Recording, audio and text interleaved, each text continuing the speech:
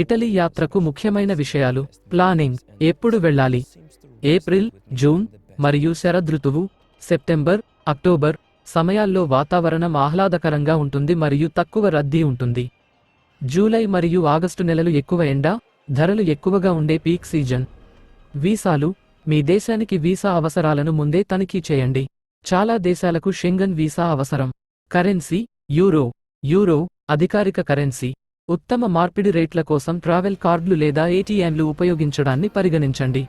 కొలొస్సియం, Vatican City, Florence, Uffizi gallery, Ponte Vecchio, Venice, gondola నడక, Saint Mark's square.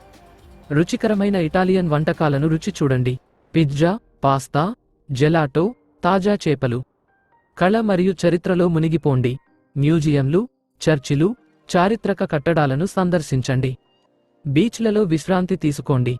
ముఖ్యంగా దక్షిణ Italy మరియు ద్వీపాల్లో అందమైన తీర ప్రాంతాన్ని ఆస్వాదించండి. కొన్ని ప్రాథమిక ఇటాలియన్ పదబంధాలు నేర్చుకోండి.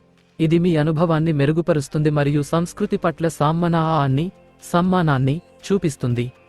లా డోల్స్ వీటా అంటే తీయని జీవితం. వైఖాన్ని స్వీకరించండి. విశ్రాంతి తీసుకోండి. దృశ్యాలను ఆస్వాదించండి. ఆ క్షణాన్ని రుచి చూడండి. అదనపు చిట్కాలు. వాతావరణ పరిస్థితులకు అనుగుణంగా తేలికైన మరియు బహుముఖ దృక్ఫల దుస్తులను తీసుకెళ్లండి.